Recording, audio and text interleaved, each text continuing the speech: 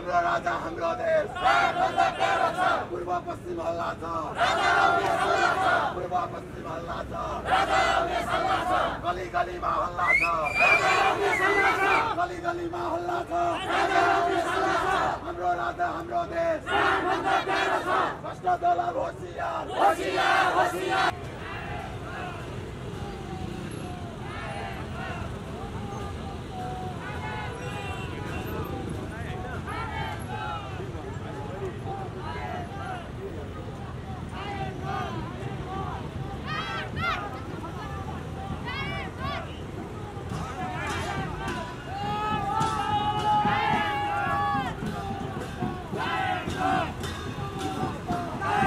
गली गलीमा हल्ला छ गली गलीमा हल्ला छ हाम्रो राजा हाम्रो देश गणतन्त्र धोका हो गणतन्त्र धोका हो गली गलीमा हल्ला छ गली गलीमा हल्ला छ भ्रष्ट दलाल होशियार संघीयता चाहिँदैन जनता लुट्न पाइँदैन संघीयता चाहिँदैन जनता लुट्न पाइँदैन भ्रष्ट दलाल होशियार गली गलीमा हल्ला छ हाम्रो राजा हाम्रो देश हाम्रो राजा हाम्रो देश पूर्व पश्चिम हल्ला छ गली गलीमा हल्ला छ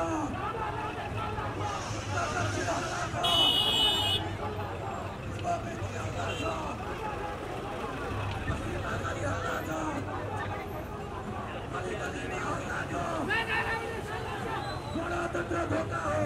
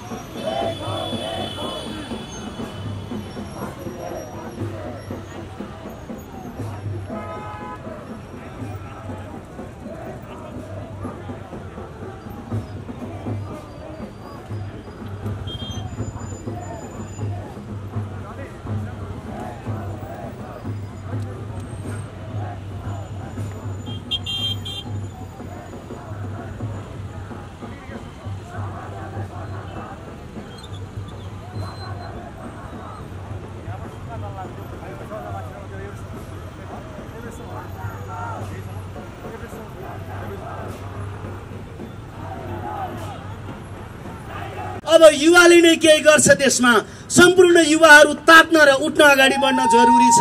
विदेशीले नेपालीलाई फटाउनलाई कैयौं नाजायज कुराहरू राखेका छन् जुन आपत्तिजनक छ। यो जनजाति भनेको के हो? नेपालका व्यक्तिहरू जात जाति हुन् कि जनजाति हुन्? गुरुङ नभएको भए, मगर नभएको भए, खस नभएको भए, भूमिपुत्र नभएको भए, मुसलमान नभएको भए यो नेपाल नेपाल हुँदैन थियो। राजाले तोडी बक्सेन त्यो सहमति, सातलले तोडे। त्यसैले मेरो आग्रह के हो भने मर्न र पछोड्न टाइममा जानु भने अमर हुन्छ, जानेन भने कुकुरको मौत मर्नुपर्छ त्यो मानिसले। मेरा आदरणीय नेताहरूलाई म आग्रह छ, कांग्रेसका, एमालेका, माओवादीका, एनएफ पनि यहाँ युट्युब आन्दोलन चलेको थियो, तपाईहरुले एनएफ गरिसक्नुभयो। विदेशीको भनौँ न भारू युरो खाएर पाखा लागेका हुन्, त्यसैले जसले पाखा लगाए तिनले अब राजालाई ल्याऊ, तिमीले नै ल्याउनु पर्छ। हामी त सधैँ राज संस्थावादी, हामी त सधैँ छौँ, हामी त अहिले पनि राजा मान्छौँ है। तर तिमीले गलत ढङ्गले राष्ट्रघात गरेर 12 बुँदेमा राजालाई पाखा लागेका हौ, श्याम शरणका भरिया भएर। त्यसैले तिमीहरू राजा ल्याऊ, देश बचाऊ, अन्यथा तिम्रै कार्यकर्ताहरू सबै पदम कुँवर भएर तिमीलाई झापट हान्नेछ। 2 जना आऊ 47 सालको कुरा गर, यो पहिलाचोटि हो। अब आउँदै गर्छ कि अरू अभियन्ताहरूले पनि 47 साल भन्नु पर्यो, सडकै कार्यक्रम लिनु पर्यो, अनि बिस्तारै मिल्दै जानु पर्यो। यो प्रयास, आजको प्रयासलाई केशरजी र उहाँका अभियन्ताहरूलाई धेरै धेरै धन्यवाद। एक्लै गएर एउटै मात्रै कसैको प्रयासले यो विशाल समस्याबाट हामी बाहिर निक्लिन सक्दैनौँ। त्यसकारण म अहिले यही मञ्चबाट सम्पूर्ण नेपाली जनताहरू, सम्पूर्ण अभियानहरू, सम्पूर्ण धार्मिक सङ्घ संस्थाहरू र जे जति हुनुहुन्छ, अब यो देशको यो समस्याबाट निकास दिनको लागि सब एकजुट हुनु होला। म जीवनमा राजावादी भएर बाँच्न र मर्न चाहन्छु, मरेर म गाडिएको ठाउँबाट म राजावादीकै बिरुवा भएर उम्रिन चाहन्छु।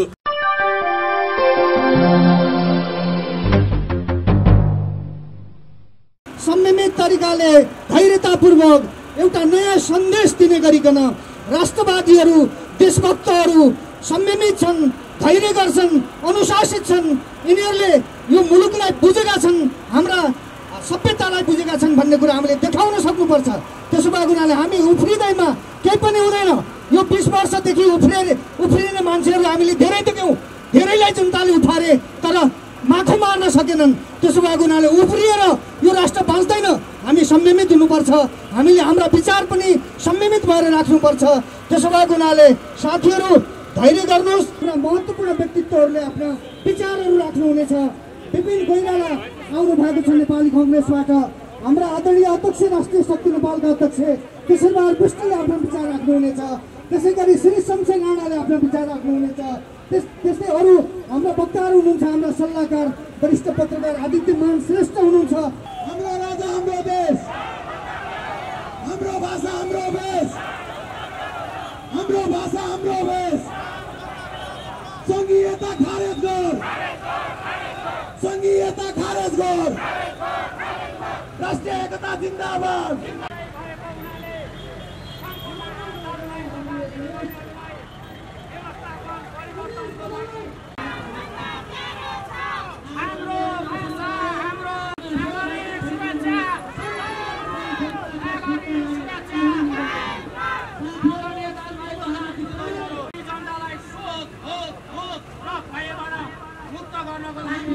हामी सम्पूर्ण नेपाली जनताहरू एक हुनको लागि हामी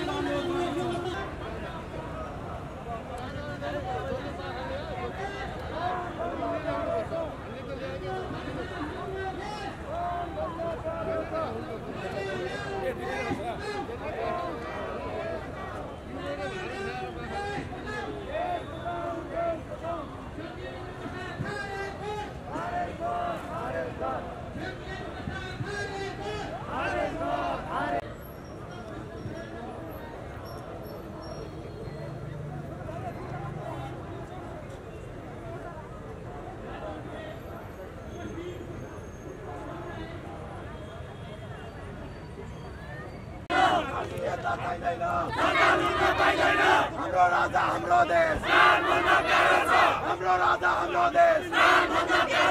गणतन्त्र धोका हो, गणतन्त्र धोका हो। हाम्रो राजा हाम्रो देश, हाम्रो राजा हाम्रो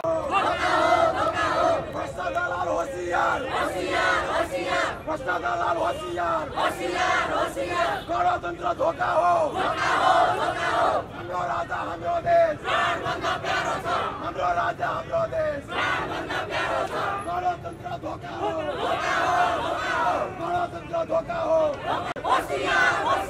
हाम्रो राजा हाम्रो देश हाम्रो राजा हाम्रो देश गणतन्त्र धोका हो गणतन्त्र धोका हो भ्रष्टाचारी होशियार हाम्रो राजा हाम्रो देश पूर्व पश्चिम हल्ला छ पूर्व पश्चिम हल्ला छ गली गलीमा हल्ला छ गली गलीमा हल्ला छ हाम्रो राजा हाम्रो देश भ्रष्ट दलाल होशियार गणतन्त्र धोका हो गणतन्त्र धोका हो गणतन्त्र माफियाहरू होशियार जनता लुट्ने होशियार प्यारो छ प्राण जस्तो प्यारो छ प्राण भन्दा प्यारो छ प्राण जस्तो प्यारो धोका हो धोका हो धोका हो धोका हो प्राण भन्दा प्यारो छ मुर्दाबाद मुर्दाबाद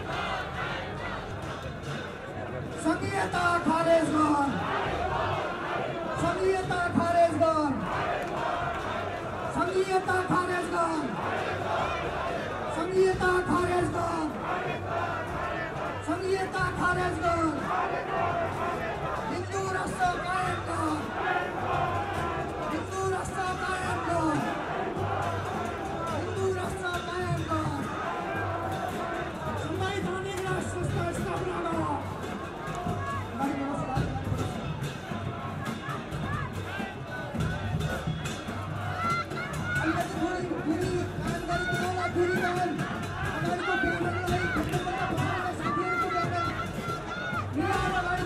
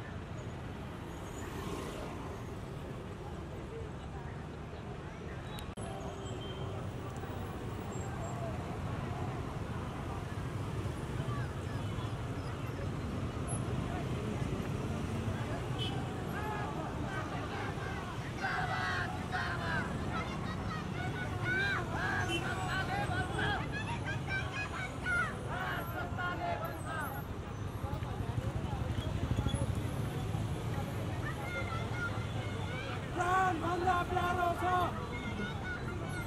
प्राणभन्दा प्यारो छ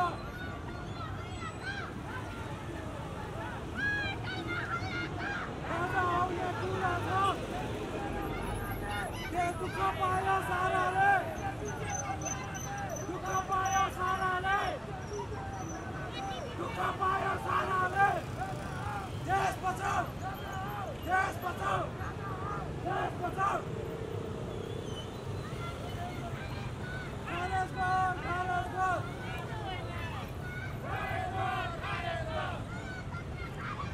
खारेज कर खारेज कर खारेज कर खारेज कर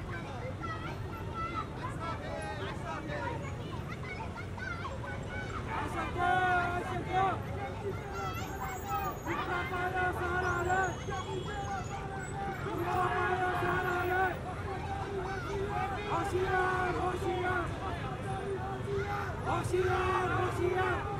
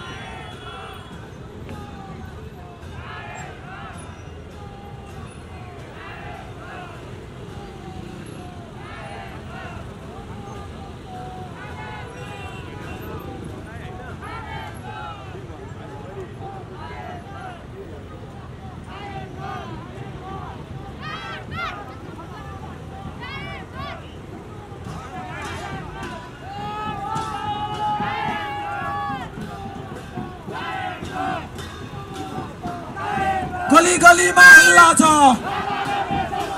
गली गलीमा हल्ला छ हाम्रो राजा हाम्रो देश गणतन्त्र धोका हो गणतन्त्र धोका हो गली गलीमा हल्ला छ गली गलीमा हल्ला छ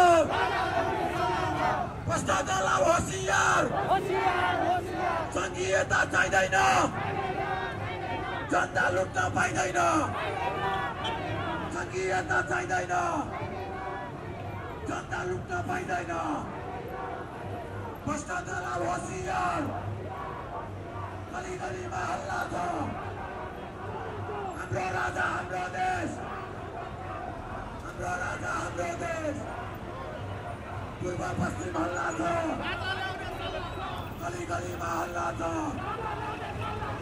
दक्षिण हल्ला छ पूर्व मेची हल्ला छ पश्चिममा गली हल्ला छ गली गलीमा हल्ला छ गणतन्त्र धोका हो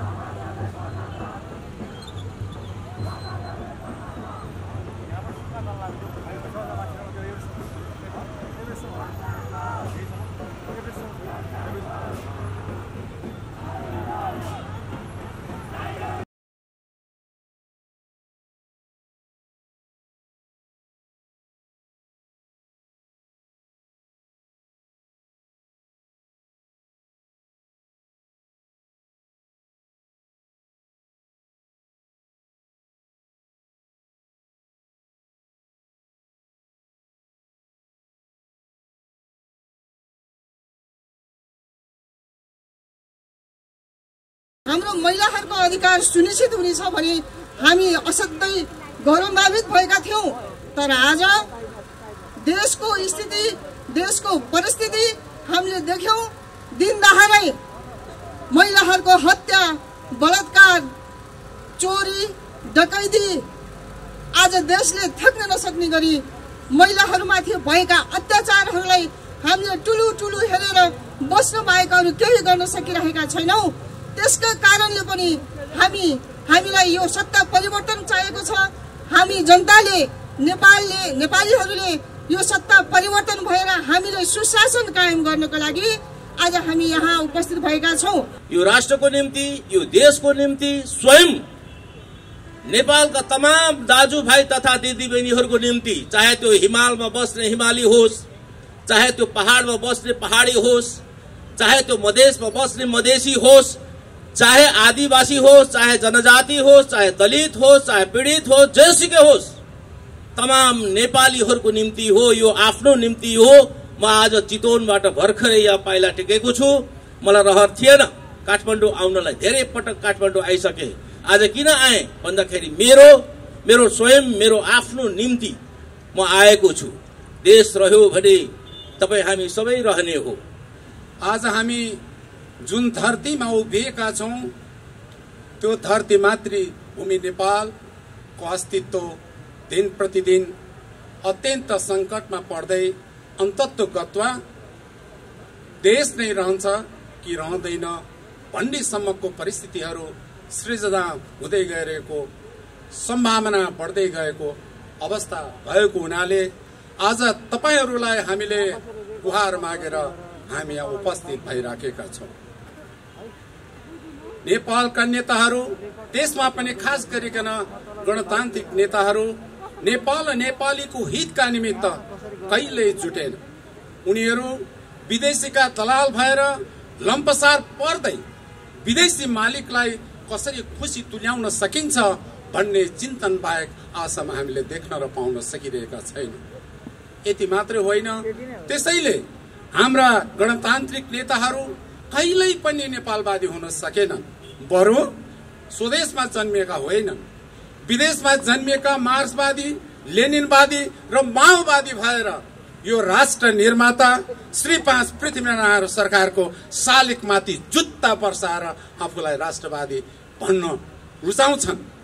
त्यति मात्र होइन, एकातिर 17,000 निर्दोष मान्छेहरूलाई हत्या गराएर आज यिनीहरू हाम्रै देशको राज्य सत्तामा छ। मलाई अचम्म लाग्छ। अब म तपाईहरु समक्ष एउटा जिज्ञासा र प्रश्न गर्न चाहन्छु कि यस्ता राष्ट्र निर्माता एकातिर पृथ्वीनारायण शाह सरकारको शालिगलाई जुत्ता बर्साउने, अर्कोतिर 17,000 निमुखा मान्छेहरूलाई मार्ने मराउने पार्टीहरू सरकारमा छ भने यो देशले के आशा गर्ने? हामी के आशा गर्छौं? अनि बलात्कार कारबाही गर, हत्याराको कारबाही गर भनेर हाम्रो माग र सरकारमा रहने मान्छेहरूको चरित्र के मिल्न सक्छ? संविधान निर्माण गर्ने क्रममा राष्ट्रवादी नेपालीहरूको सुझाव र सल्लाहलाई एकातिर पन्साएर विदेशी डिजाइन बमोजिम र विदेशी सल्लाहकारमा एउटा संविधान 2072 निर्माण गर्ने र हुने काम भयो।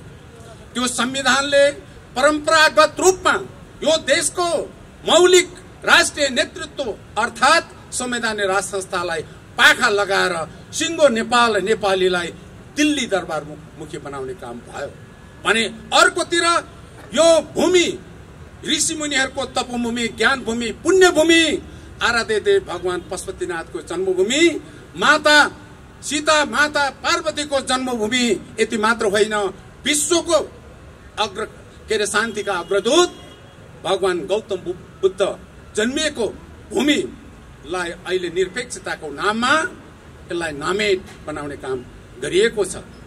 यो मुलुकको 125 जाति जनजातिहरू बसोबास गर्ने प्रत्येक मान्छेहरूको आफ्नो आफ्नो रीतिरिवाज, धर्म, संस्कार, संस्कृतिहरू भनेको यो राष्ट्रिय गरगना पनि हो। यो राष्ट्रको गरगनाको रूपमा पनि हामीले यसलाई आत्मसात गर्दै आएका छौं। त्यो राष्ट्रिय गरगहनालाई हटाएर राष्ट्र सिङ्गो मातृभूमि नेपाललाई विधवाको रूपमा बनाउने कोसिस गरिएको छ। राजा, जहाँसम्म हामी राजा र राजसंस्थाको कुरा गर्दछौँ, राजा मात्रै भएन। राजा यो देशको 3 करोड नेपाली जनताको निष्पक्ष राष्ट्रिय अभिभावक पनि हुन्। यति मात्र होइन, यो राष्ट्रको निर्माता पनि हुन्। त्यही भएको हुनाले हामीले राजा बनाएका होइनौँ, राजाले नेपाल बनाएर हामी सबैलाई नेपाली बनाएर आज बस्ने सुअवसर प्रदान गरिराखेको छ। अर्थात् तिनै राजाले एउटा नेपाल नामको राष्ट्रिय घर निर्माण गरिदिएर आज तपाईँ हामी 3 करोड नेपाली जनताहरू त्यो राष्ट्रिय घरमा बसोबास गर्दै आइराखेका छौँ। अनि हामीले त्यस्ता राष्ट्र निर्माता राजालाई चाहिँ एकातिर पन्साएर यो झापादेखि घाँटी काट्दै र 17,000 मान्छेहरूको निहत्या गराउने पार्टीलाई चाहिँ आज हामीले सत्तामा आसीन गराइरहेका छौँ। अब यसबाट हामीले के पाउँछौँ? म यहाँहरूलाई प्रश्न गर्न चाहन्छु के हामीले यो उनीहरूलाई पठाउनु ठिक गर्यौं? खैर जे होस्, विगतमा जे भए पनि अब हामीले यस्तो महान राष्ट्र घाती भूल गर्नु हुँदैन। यस्तो खालको भूलबाट यो राष्ट्रको कहिले पनि कल्याण भलो हुनेवाला छैन। त्यसै भएको हुनाले जसले जुन चिज बनाउँदछ त्यो चिजको निमित्त उसैलाई माया लाग्दछ। यो राष्ट्र नेपाल राजाले बनाएको हुनाले अब राजालाई नलाइकन यो राष्ट्र बाँच्ने र बचाउन सकिने अवस्था छैन। म हिजो पनि राजावादी थिएँ, म जीवनमा राजावादी भएर बाँच्न र मर्न चाहन्छु। मरेर म गाडिएको ठाउँबाट म राजावादीकै बिरुवा भएर उम्रिन चाहन्छु। बरु म यहाँहरूलाई आग्रह गर्न चाहन्छु, म मरेर गइसकेपछि तपाईँहरू बाँचेर बस्ने राजावादी र राष्ट्रवादीहरूले त्यो बिरुवालाई मलजल गरिदिनु होला। म यसका निमित्त आग्रह गर्न चाहन्छु। अब म धेरै बोल्न चाहन्न। म जुन अभियानको सदस्य हुँ त्यही अभियानको अध्यक्षज्यू नै आजको यो समारोहको आयोजक र प्रमुख वक्ता हुनुभएको हुनाले मैले उहाँहरूको निमित्त समय उभार्नु मेरो कर्तव्य ठान्दछु। त्यसो भएको हुनाले आम सभालाई धन्यवाद दिनुको निमित्त पनि उहाँले नै औपचारिक धन्यवाद दिनुहुनेछ। तर खुसी त सबैलाई लाग्छ नि। मलाई लागेको खुसी व्यक्तिगत तर्फबाट मेरो तर्फबाट पनि हार्दिक धन्यवाद दिन चाहन्छु। अन्तमा म अब अन्य कुराहरू नगरिकन म यतिका कुराहरू मेरो धैर्यका साथ सुनिदिनु भयो, त्यसको निमित्त धन्यवाद दिँदै र मेरो भनाइ यही अन्त गर्ने अनुमति चाहन्छु। जय देश, जय हिन्दू नरेश, नमस्कार। नेपाल आमाको, नेपाल आमाको, नेपाल आमाको। नेपाली सेनामा कार्यरत रहँदा पनि यो देशमा भइरहेका विकृति विसङ्गतिहरू हाम्रो यो चासो र चिन्ताको विषय हुन्थ्यो। र त्यही क्रममा मैले 36 वर्ष नेपाली सेनामा बिताएर निवृत्त भइसकेपछि पनि यो देशमा जुन किसिमको विकृति विसङ्गति, अन्याय, अत्याचार, दुराचार, भद्रगोल देखियो, अब यसबाट देशले निकासा पाउनु पर्छ भन्ने मेरो ठम्ब्याइरह्यो। र त्यसै सिलसिलामा अहिले मैले नेपालमा मात्रै होइन विदेशमा रहेका पनि सुरक्षाकर्मीहरू, चाहे त्यो नेपाली सेनाका सुरक्षाकर्मीहरू हुन्, चाहे ती नेपाल प्रहरीका हुन्, चाहे सशस्त्र प्रहरीका हुन्, अथवा राष्ट्रिय अनुसन्धान विभागका नै किन नहुन्। र त्यति मात्रै होइन, बेलायती सेनाका, भारतीय सेनाका र सिङ्गापुर प्रहरीका समेत सुरक्षाकर्मीहरूलाई समेटेर अहिले सुरक्षा राष्ट्र रक्षा अभियान चाहिँ सञ्चालन गरिरहेको छु। र म आज यो विशाल उसबाट के भन्न चाहन्छु भने यो हाम्रो महाअभियानमा अहिले हजारौं देशभित्र र देश बाहिर रहेका सुरक्षाकर्मीहरू चाहिँ आउनुभएको छ। र यहाँ कोही छुट हुनुभएको भएदेखि अझै पनि यहाँहरू सामेल हुनुहुनेछ हाम्रो चाहिँ अभियानमा भन्ने म यहाँहरूलाई निम्ता गर्न चाहन्छु। सबभन्दा पहिला यो आजको विशाल यो कार्यक्रममा मलाई पनि एउटा अतिथिको रूपमा बोल्ने जुन सौभाग्य प्राप्त भयो, त्यसको लागि म यस अभियानका संयोजक र मेरो आदरणीय गुरु केशरबहादुर विष्ट सरलाई र यो अभियानलाई हार्दिक धन्यवाद दिन चाहन्छु। म कृतज्ञता व्यक्त गर्न चाहन्छु। जब पनि हामीले नेपालको उच्चारण गर्छौं भने हामीले त्यो नेपाल भन्ने देशलाई कसले एकीकरण गर्यो भनेर ती वीर पूर्वजहरूलाई सम्झन पर्ने हुन्छ। र ती वीर पूर्वज भनेको बडा महाराज पृथ्वीनारायण शाहको कुशल नेतृत्व, ती वीर 70 वर्षीय भक्ति थापा लगायत ती नारीहरू, केटाकेटीहरू लगायत नेपाली सेनालाई म आज यही मञ्चबाट हार्दिक कृतज्ञता र सम्मान व्यक्त गर्न चाहन्छु। र नेपाली अब यहाँहरूलाई थाहा नै छ, हामी जब जन्मिन्छौँ भने 3टा ऋण लिएर जन्मेका हुन्छौँ। त्यो मातृ ऋण, पितृ ऋण र गुरुको ऋण। र मातृ ऋण भन्नाले हामीलाई जन्म दिने आमा, जसले हामीलाई चाहिँ 9 महिना गर्भमा राखेर चाहिँ जन्म दिनुभयो, त्यो आमाले त्यो आमाको दुधको धारा लगायत चाहिँ तपाईहरू सबैलाई यो अवस्थामा ल्याउनको लागि गर्नुभएको योगदान त्यो कहिले पनि तपाईहरूले चाहिँ तिर्न सक्नुहुन्न। र अब हामी र आमाको पनि आमा, यो मातृभूमि आमा, त्यही मातृभूमि आमा आज सङ्कटमा हुनुहुन्छ। र त्यही सङ्कटमा भएको कारणले गर्दाखेरि आज हामी यो अवस्थामा आउन पर्यो। म यहाँहरूलाई आह्वान गर्छु, यहाँ अघि हाम्रो उद्घोषक मित्रले भन्नुभयो यहाँ 82 वर्षको वृद्धहरू पनि यो महाअभियानमा सामेल हुनुहुन्छ भनेपछि तपाईहरू सबैको कर्तव्य हो। यो अहिले देश जुन किसिमको विकृति विसङ्गतिबाट गुज्रिएको छ, यसबाट यस देशलाई यो दलदलबाट निकाल्नको लागि हरेक नेपालीको त्यत्तिकै जिम्मेवारी छ। त्यसकारण म भन्न चाहन्छु, चाहे ती नेपाली सेनाका चाहिँ व्यक्तिहरू हुन्, चाहे नेपाल प्रहरीका हुन्, चाहे राष्ट्रिय सुरक्षाका हुन् अथवा सशस्त्र प्रहरीका मात्रै होइन, आज हरेक नेपाली नागरिक यो देशलाई अहिले परेको यो अप्ठ्यारोबाट मुक्त गर्नको लागि साथ सहयोग दिनुहोस्।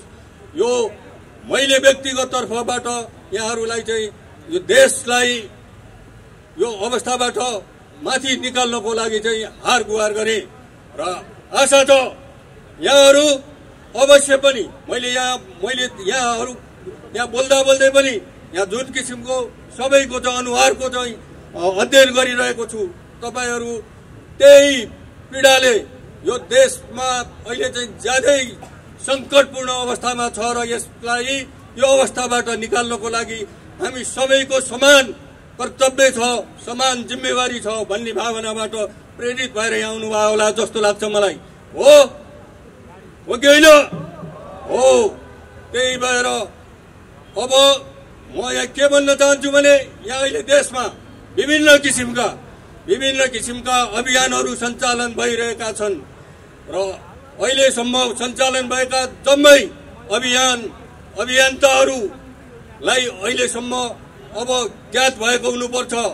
एक्लै गएर एउटै मात्रै कसैको प्रयासले यो विशाल समस्याबाट हामी बाहिर निक्लिन सक्दैनौँ। त्यसकारण म अहिले यही मञ्चबाट सम्पूर्ण नेपाली जनताहरू, सम्पूर्ण अभियानहरू, सम्पूर्ण धार्मिक सङ्घ संस्थाहरू र जति हुनुहुन्छ अब यो देशको यो समस्याबाट निकासा दिनको लागि सब एकजुट हुनुहोला र हुनुहुनेछ भन्ने मैले पूर्ण विश्वास गरेको छु। अब यहाँ भन्नुपर्ने कुराहरू धेरै छन्।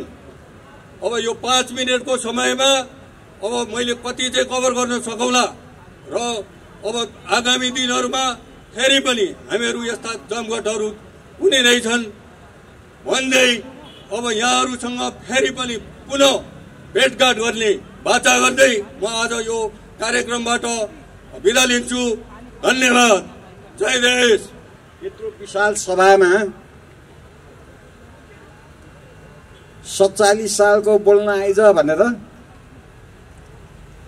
प्रमुख अभियन्ता केशर विष्टजी साथी हुनुहुन्छ। मैले त यो युट्युबमा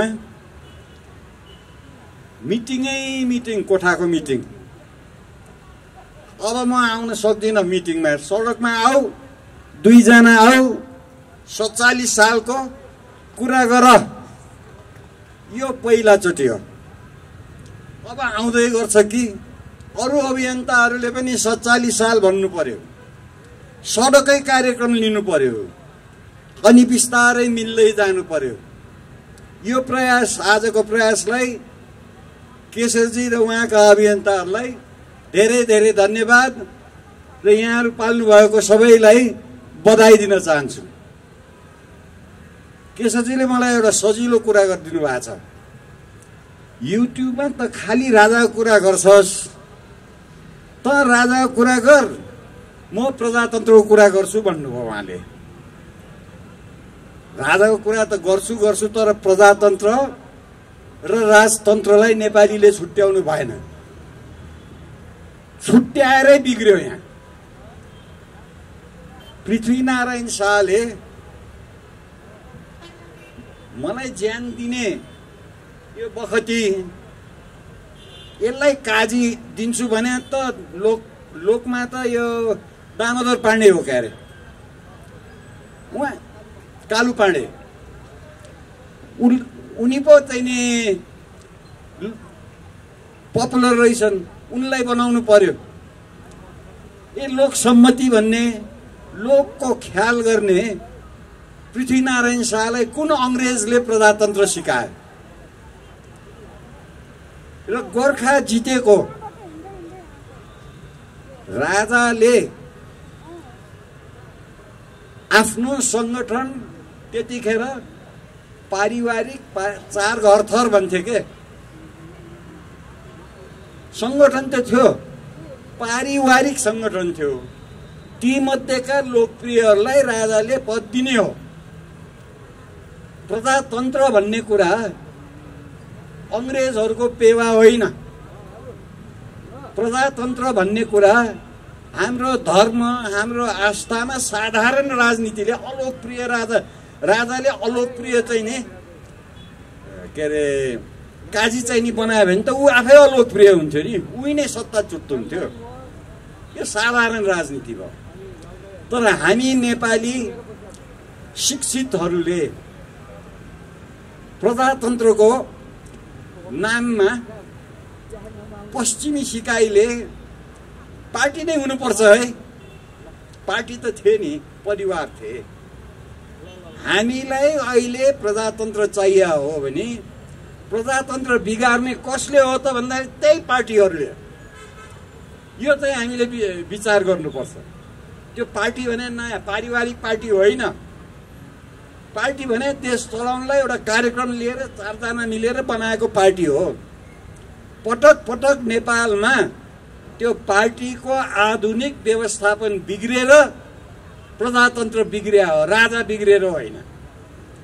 र 4 थरी पार्टी मिलेर हामीलाई हामी बमोजिम काम गर्न दिएन, त्यसैले राजा जा भनेर निकालेको हो, हामीलाई नसोधिकन।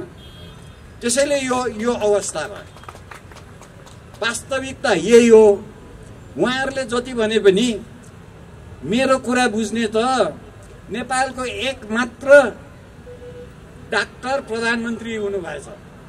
अस्ति उहाँले वक्तव्य दिनुभएछ, यो के अरे समानुपातिक, समावेशी, धर्मनिरपेक्षता, गणतन्त्र, संघीयता, यी 4 खुट्टा हुन्। यो संविधानको एउटा खुट्टा भए पनि ओछ्यान जान्छ भन्छ। उहाँले पो बुझ्नुभएछ, हामी तपाईँ राजावादीलाई बुझाउनै गाह्रो। यो व्यवस्था सालनाल फाल्ने हो, यसमा संवैधानिकता छैन। यो व्यवस्थाले संविधानभन्दा माथि नेतालाई पारे, त्यसैले यिनीहरू नयाँ राजा भए, त्यसैले यिनीहरू सामन्ती भए, त्यसैले यिनीहरूले नियम कानुन विधि विधानमा जे छ त्यसलाई वास्ता राख्दै छैन। हामी त कानुनभन्दा माथि हौँ भनेर अहिलेको व्यवहार तपाईँहरूले बुझ्नुहोस्। तर विधि त चाहिँदो रहेछ।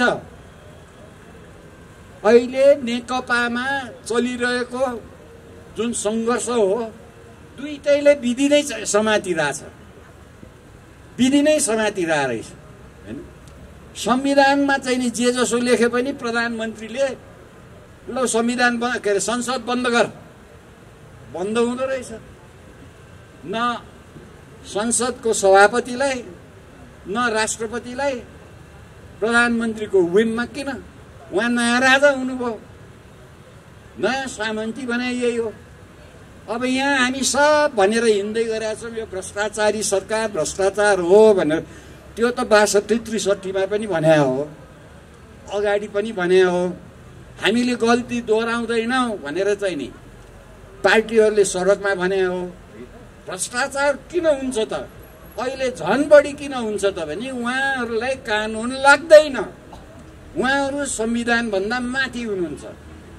अब यसले के फरक पर्यो त भन्दाखेरि हामी गरिब भयौँ, उहाँहरू बिचमा धन सम्पत्तिको साटासाट बाँडाबाँड उहाँहरू बिचमा भयो।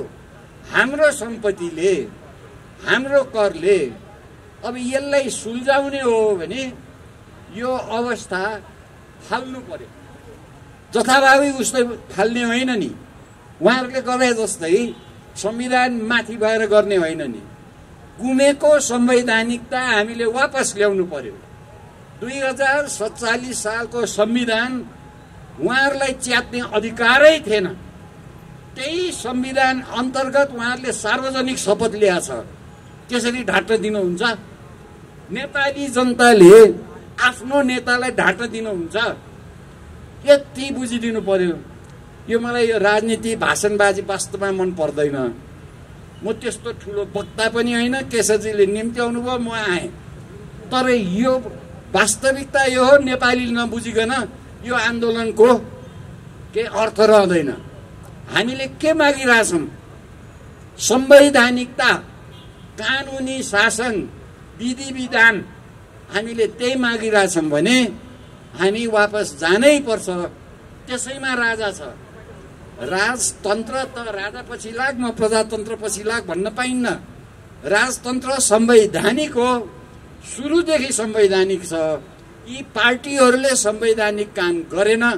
किन गरेन भने यिनमा व्यावसायिक सिप रहेनछ। यो पटक पटक भएको छ। 70 वर्षको प्रजातन्त्र हो हाम्रो। पटक पटक किन भएको छ भने व्यवस्था या व्यावसायिक व्यवस्थापन भएन। योभन्दा बढी म यहाँहरूलाई टाइम लिन्न। धन्यवाद। आदरणीय दाजुभाइ दिदीबहिनीहरू, म सिधै कुरा राख्न थाल्छु। म धेरै लामो बोल्दिनँ। यहाँ 2-4 कुरा भन्नुपर्ने जरुरी छ। केशरजीले तपाईँको राष्ट्रिय यो नेपाल अभियानले बोलाउनु भयो, धन्यवाद। यहाँ पहिलो कुरो त हामी अब एउटा भाषिक अपभ्रंशबाट मुक्त हुनु पर्यो। यो तथाकथित यो लोकतन्त्रको नाममा धेरै भाषा यस्तो अपभ्रंशित भयो कि हाम्रो सोचाइ नै चाहिँ गल्तीमा जाने। उदाहरण यो जनवाद, ए बाबा सुन्दा त कस्तो प्रिय नि। अब काम गर्छन् धन्यवादको, भन्छन् जनवाद है। अब हामी पत्याउने समस्या त्यहाँबाट आयो पहिलो कुरा। त्यस्तै यो एउटा अग्रगमन भन्ने शब्द बडो छ। अग्रगमन अगाडि जानुपर्छ, पछाडि फर्किनुहुन्न। हिजो मात्रै पत्रिकामा छापिएको छ। अहिले के भइरहेछ भने यो 2 टाउके सर्प हो। एउटा टाउकोले अर्को टाउकोलाई डसेर बसिरहेछ क्या। त्यो तपाईँ हामीले देखाएको कुरा हो है। त्यो डसेको बिख अहिले पुच्छरसम्म जाँदैछ जिल्ला जिल्लामा। त्यो तपाईँहरूले पनि बुझ्नु भएको छ। समस्या के भयो भने त्यो पुच्छरमा गएर त्यो अहिले तलका चाहिँ नेताहरू छटपटाएको हिजो पत्रिकामा छापेको थियो। अहिले हाम्रो परराष्ट्र मन्त्री हुनुहुन्छ प्रदीप गेवाली, उहाँले के भन्नुभएको छ र अरूले पनि भनेका छन्। उहाँहरूको भित्र त्यो लफडाको क्रममा त्यो 26 भदौमा के भएर रहेछ मिटिङ। अब अब 26 भदौ भाद्रमा नफर्किकन उपाय छैन भन्नुभयो है। अब यो उहाँहरूको भाषा मलाई मजा लाग्यो, किनभने तपाईँ हाम्रो भाषामा त के भने बन्द गल्लीमा तपाईँ गाडी छिराउनु भयो भने बुद्धिमानी त चाहिँ नि सही बाटोमा आउने हो नि। त्यो बन्द गल्लीमा चाहिँ टाउकोले पर्खाल फोरेर म अगाडि बाटो लाग्छु भन्नु, ट्याक्सीले ठेलेर चाहिँ एक्सिलेटर ठेलेर जान्छु भन्ने त जाँदैन। त्यो त यहाँ गर्नु त्यही गरिरहनु भएको छ अग्रगमनको नाममा है। तर उहाँहरूलाई अप्ठ्यारो परेपछि त भदौ 26 पनि फर्किनु हुँदो रहेछ। हामी त्यसलाई बुद्धिमानी भन्छौँ। बाटो बिराएको ठाउँबाट फर्किनु, त्यहाँ फर्केर सिधा बाटोमा लाग्नु। तर उहाँहरूको शब्दमा त त्यो त प्रतिगमन हो नि। आफूलाई सुहाउँदा चाहिँ प्रतिगमन हुने हो कि राजाले पनि शासन दिँदाखेरि उहाँहरूलाई चाहिँ प्रतिगमन सच्यो भनेर उफ्रिन हुने है। तर चाहिने ठाउँमा चाहिँ नजाने। वास्तवमा बुद्धिमानी के हो भने नेपालको अहिलेको व्यवस्था बन्द गल्लीमा फस्या छ र पसेको 62 सालमा राम्रैसँग त्यहाँ पसाएको यिनीहरूले हो हैन। भारू युरो के को भरमा चाहिँ नि पसाएका हुन्। त्यसैले अब बुद्धिमानी चाहिँ नि त्यो 62 सालको 12 बुँदे अपराध राष्ट्रघात भन्दा अगाडिको व्यवस्थामा आउनु अत्यन्तै जरुरी छ उहाँहरूलाई। र त्यसै बेला 47 सालको संविधानमा उहाँहरूले शपथ खाएको हो। एउटा नहुने काम के भएको छ भने उहाँहरूले नै मारेको संसद, बहुमतको नेपाली कांग्रेसको सरकारले मारेको संसद र प्रतिपक्षले स्वागत गरेको छ त्यो मारेको एमालेले। त्यस्तो संसद जसको 5 वर्ष जनताले दिएको म्याद सकिसकेको थियो, त्यस्तो संसदलाई उहाँहरूले पुनर्स्थापित भन्नुहुन्छ उहाँको भाषामा, मेरो भाषामा मसान जगाएको हो। र आज त्यो मसान जगाएकोले त्यसका प्रेतात्मा भूत प्रेतले हामी समस्त नेपालीहरूलाई सताइराखेको छ आज। त्यसैले उहाँहरू अब कृष्ण प्रसाद भट्टराईको भाषा म प्रयोग गर्छु। हो आदरणीय चाहिँ नि प्रधानमन्त्री हुनुहुन्थ्यो, नेपाली कांग्रेसको संस्थापक नेता। उहाँले यो आयातित एजेन्डा संघीयता, धर्मनिरपेक्षता र गणतन्त्रलाई आयातित भन्नुभयो। र कांग्रेस महासमितिमा उहाँलाई बोलाउन सुशील कोइराला जाँदाखेरि अब त्यस्तो निरर्थक र नक्कली कांग्रेसमा जानु कुनै मेरो अर्थ छैन भनेर उहाँले एक सासले लेखेको चिठी पठाउनु भएको छ। त्यो चिठी पढ्ने हिम्मत पनि त्यो उहाँहरूको कमिटीमा कसैले गरेन, एकले अर्कोलाई त्यो चिठी पठाए भन्ने सुन्छौँ हामी है। त अबको आवश्यकता भनेको के हो भने भन्छन् कि होइन अहिलेका ड्राइभर मात्रै हो हुन्, अब युवा पुस्तालाई दियो भने हुन्छ। चल्दैन, यहाँ ड्राइभर फेर्न त वर्ष। तर समस्या उहाँहरूको यी तथाकथित ठुला भन्ने पार्टीहरूमा यो विगतको 62-63 पछि त्यो सर्वदलीय संयन्त्रको नाममा आफ्नो तलका कार्यकर्ता नेताहरू, त्यो तल्लो स्तरका दोस्रा तेस्रा पुस्ताकालाई यति भ्रष्टीकरण गरिसक्नुभयो। अब म पनि गाउँ गाउँमा घुम्छु आफ्नो काममा, विकासको काममा। यस्तो भ्रष्टीकरण गरिसक्नुभयो कि यी तथाकथित ठुला पार्टीहरूबाट चाहिँ नि अर्को ड्राइभर त्यो पुस्ताबाट ल्याएर पनि अब काम छैन। यी सबै भ्रष्टीकरण भइसके। जिल्ला जिल्लामा सर्वदलीय संयन्त्रको नाममा पैसा खान खाएकै हो नि। त्यो संविधान आउन 10 वर्षमा त खाए अहिले पनि बसेर खाइरहेछ। त्यसैले अहिले ड्राइभर मात्रै होइन, यो गाडी पनि फेर्न पर्ने व्यवस्था आइसक्यो। किन यो गाडी कबाडी खानाबाट ल्याएका युरो भारू तिरेर जोडजाड गरेका चाहिँ त्यो हुन्छ नि कबाडी खानामा फालेका सामान जोडेर जिन्तिन चल्तीका नाम गाडी बनाएको हो। यो चल्नेवाला छैन, चलेको छैन, तपाईँ हामीले देखेकै कुरा हो। त्यसैले आजको आवश्यकता के हो भन्दाखेरि यो पनि नबिर्सौँ कि यो व्यवस्था 2/3 सरकार के भन्छ छोड्नुहोस् त्यो कुरा। यो अपभ्रंशित भाषापट्टि नलागौँ कृपया। के हो भने यो अल्पमतको सरकार हो। सबैले पाएको भोट जोड्ने हो भने 33% हो कि कति 35% नाग्दो रहन्छ क्या। अझ एउटा यो संविधान सभाको चुनावमा त 74 जस्तो लाग्छ मलाई। थुप्रो क्यान्डिडेट थिए, जसले सबभन्दा बढी भोट ल्याए उसले जित्यो। तर उसको भोट चाहिँ 10% भन्दा कम भएको हुनाले उसको जमानत जफ्त भएको छ। तर जमानत जफ्त भएको मान्छे सांसद भएर संविधान बनाउन बसेको छ। त्यो मान्ने 90%ले त्यहाँका जनताले त त्यसलाई भोटै हालेको होइन। त अहिलेको व्यवस्था पनि हेर्नुहुन्छ भने यो अल्पमतको स्वतः जगैमा यसको जेनेटिक्समा जिन्समै यो अल्पमतको व्यवस्था हो है। त यसलाई अब सुधार गर्न अर्को यसको समस्या यो व्यवस्थामा रेफरी छैन। रेफरी भनेको पार्टी भन्दा माथिको राज संस्था हो। बेलायतलाई समृद्ध गरेको त्यसैले, स्विडेनलाई समृद्ध गरेको त्यसैले, बेल्जियमलाई समृद्ध गरेको त्यसैले। र जहाँ जहाँ यो हटाए कत्रो युद्ध खेप्नु पर्यो। स्पेनमा हेर्नुहोस्, रुसमा हेर्नुहोस्, क्याम्बोडियामा नरसंहार हेर्नुहोस्। आखिर त फर्काउनु पर्यो नि त स्पेनमा पनि र क्याम्बोडियामा पनि। किनभने पार्टी चाहिन्छ, ल प्रजातन्त्रमा पार्टी होला रे होइन। तर त्यो पार्टीहरूलाई खेल खेल्दा एउटा रेफ्रीको जरुरत छ र यो राष्ट्रपतिबाट हुँदो रहन्छ भन्ने त अहिले जग जाहेर प्रमाणितै गरिदिनु भयो अहिलेको राष्ट्रपतिले। उहाँ रेफ्री मात्रै होइन, एउटा पार्टीको चाहिने मात्रै चाहिने उहाँ कार्यकर्ता त्यहाँ भएर बस्दिनु भएन। उहाँ रेफ्रीको नाताले एउटा पार्टीको एउटा गुटको गोल हान्न लाग्नुभयो उहाँले है। अब भनेपछि यो कसरी चल्छ? यो चल्दैन। रेफ्री नै गोल हान्ने चाहिँ यो सिस्टम चल्दैन। त्यसैले राज संस्था पार्टीभन्दा माथि आवश्यक भएको यही कारणले हो र त्यो 47 सालको संविधानमा फर्कन पर्ने कारण। अब 47 सालको संविधान हुबहु लागू हुन्छ? म त लागू हुन्छ जस्तो लाग्दैन। हामीहरू जस्तो मान्छे 47 साल संविधान फर्काउ भन्नेहरूले होइन, हुबहु भनेको छैन।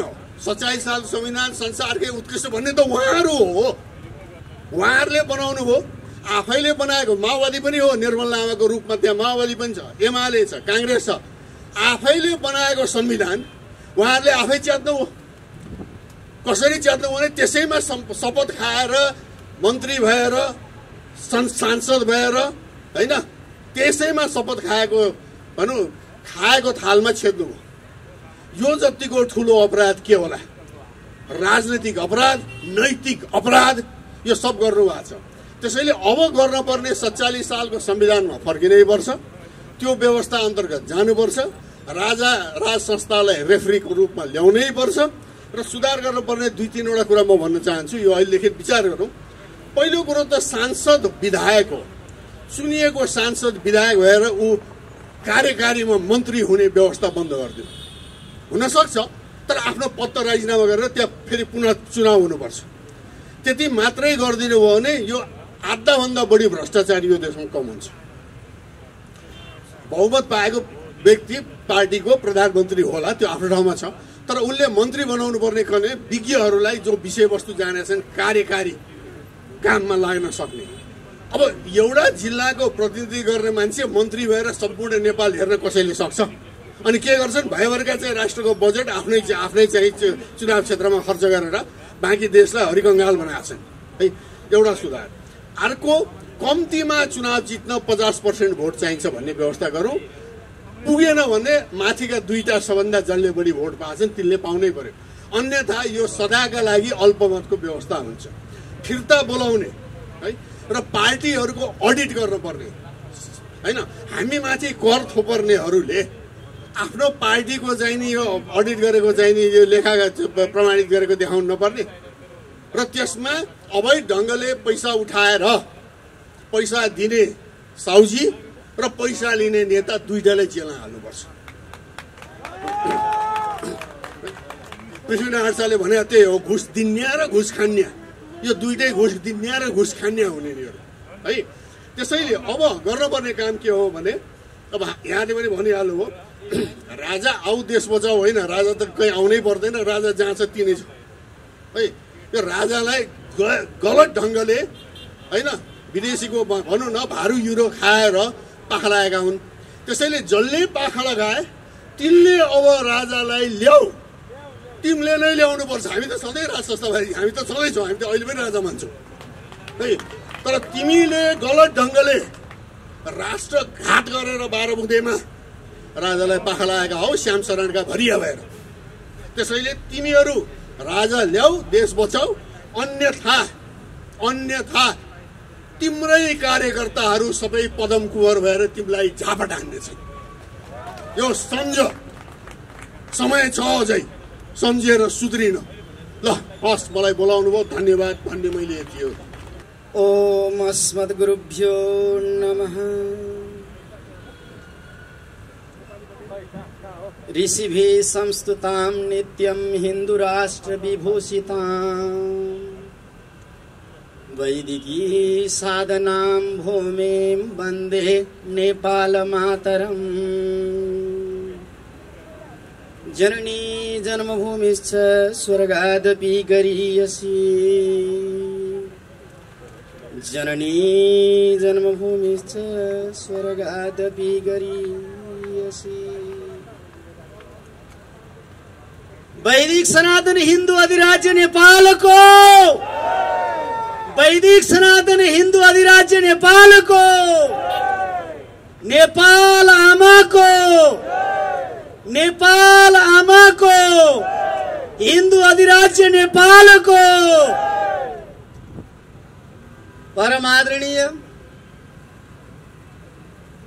सम्माननीय यहाँ उपस्थित सम्पूर्ण राष्ट्रवादी महानुभावहरू, यसैगरी यस कार्यक्रमका आयोजक राष्ट्रिय शक्ति नेपाल का संयोजक पूर्व मन्त्री आदरणीय केशरबहादुर विष्टज्यू लगायत सम्पूर्ण राष्ट्रिय शक्ति नेपाल परिवार, साथै यहाँ अहिले यस कार्यक्रममा पाल्नुभएका पूर्व मन्त्रीज्यूहरू लगायत विशिष्ट महानुभावहरू, साथै विभिन्न राष्ट्रवादी सङ्घ संस्थाका प्रतिनिधिहरू, सबैमा म युवा सन्त श्रीनिवास म अभिवादन टक्राउन चाहन्छु।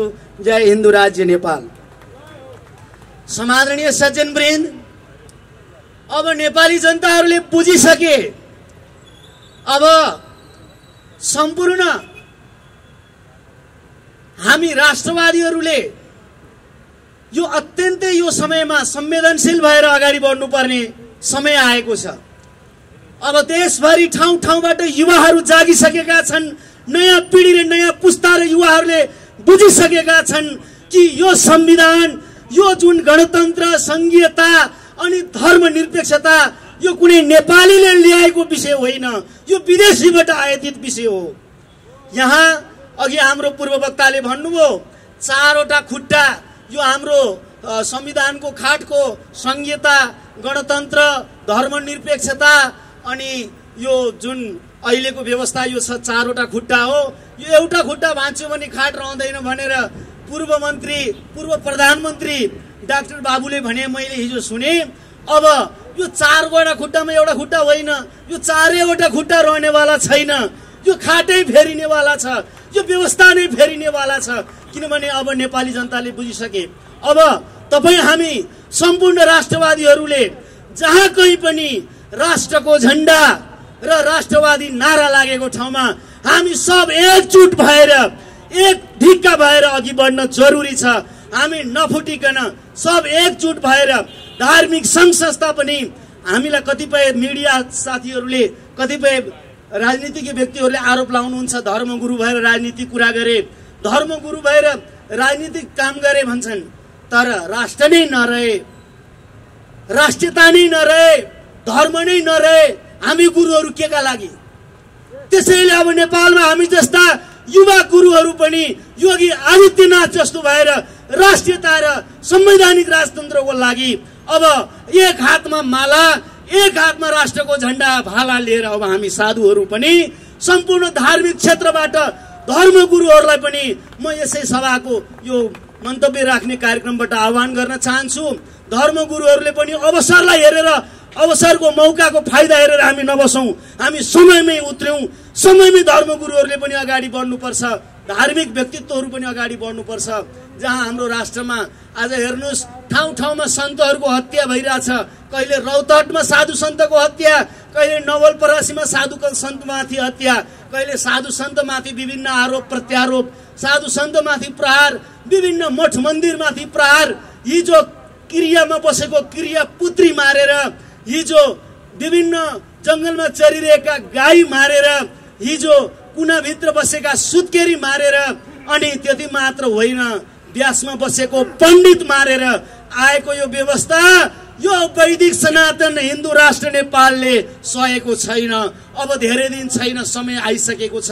तसर्थ शास्त्रले पनि भन्छ पञ्चोग्र पापम छलछद्म कारण कुरा पिशाच इव निर्दयाश्चय। पञ्चोग्र पाप महापाप हुन्छ। यो पाप कहिल्यै नष्ट हुँदैन। गौशालाको गाई मार्नु, कुना भित्रको सुत्केरी मार्नु, अनि क्रिया भित्रको क्रियापुत्री मार्नु, व्यासमा बसेको पण्डित मार्नु, गद्दीमा बसेको राजा मार्नु, 5 वटा पाप यो महापाप हो। यो पाप कराइसकेको छ। यो अहिलेको जुन गएर भ्रष्टाचारी दलाली जुन आफ्नो गएर परिवारहरू, आफ्ना छोरी चेली बुहारी मन्त्री, आफ्ना छोरी मेयर विभिन्न प्रकारबाट यो अहिले जब गएर यो राष्ट्र यो नेपालमा आएको व्यवस्था यो नेपाली जनताको लागि होइन रहेछ, यो यिनीहरूकै लागि मात्रै रहेछ। अब यो नेपाली जनताले बुझिसकेका छन्। यो नेपालमा एकताको भूमिका भनेको, राष्ट्रपति भनेको यो नेपाली जनताको होइन, एमाले पार्टीभित्र, त्यसमा पनि प्रधानमन्त्रीको। तपाईँ हामी नेपाली जनताको होइन राष्ट्रपति। त्यसैले राजा मात्र एक यस्तो चिज हुन् जो नेपालको राष्ट्रिय एकताको प्रतीक भनेकै नेपालको राज संस्था हो।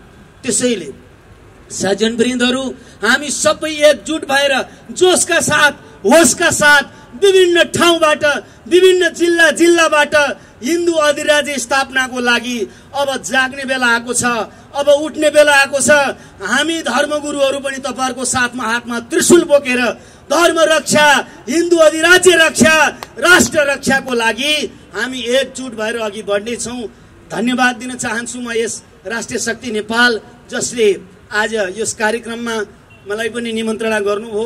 गुरुहरूले पनि आएर यहाँ केही मन्तव्य राख्नुपर्छ भन्ने मलाई निम्तो गर्नुभयो। आदरणीय हाम्रो राष्ट्रिय शक्ति नेपालका केन्द्रीय संयोजक किशोर बहादुर विष्टज्यू, आदरणीय पूर्व मन्त्रीज्यूले मलाई बोलाउनु भयो। म हिजो मात्रै काठमाडौँ आएर, पर्सि हाम्रो 20 गते चितवनमा पनि छ, विभिन्न झापामा पनि छ, ठाउँ ठाउँमा अब राष्ट्रवादी युवाहरू, त्यसमा पनि तपाईँहरूले हेर्नुभयो होला, सबै युवा नै जागेका छन्। अब युवाले नै केही गर्छ देशमा, सम्पूर्ण युवाहरू तात्न र उठ्न अगाडि बढ्न जरुरी छ। म यति भन्दै आफ्नो 2 शब्द बाणीलाई म यही विराम दिन चाहन्छु। ओम अस्तु। यस समारोहका सभापतिजी, उपस्थित दाजुभाइ दिदीबहिनीहरू,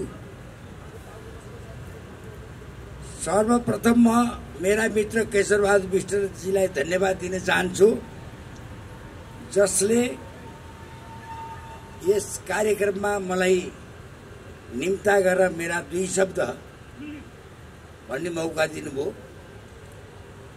अब यो पछाडि बोल्दाखेरि चाहिँ फाइदा पनि छ, बेफाइदा पनि छ। फाइदा यो छ, धेर बोल्नु परेन। बेफाइदा यो छ, सब पहिलाका वक्ताले बोलिदिइसकेका हुन्छ। म तपाईँलाई 3-4 कुरा संक्षेपमा भन्छु, टाइम पनि पाबन्दी छ। म नेपालको राजनीतिमा त्यस्तो पात्र हुँ जो प्रजातन्त्र प्राप्तिका लागि 3 पुस्ता राजाको शासनकालमा म जेल गएको छु, जो सक्रिय राजा नेता भएर शासन गरेको बखतमा। आज म जीवनको उत्तरार्धमा यहाँ उपस्थित छु, यो पनि एउटा आन्दोलन हो। अब म जति अहिलेसम्म भए आन्दोलनमै बित्या छ। अहिलेको मेरो आन्दोलन, म सहभागी हुने आन्दोलन भनेको एक सूत्रीय आन्दोलन।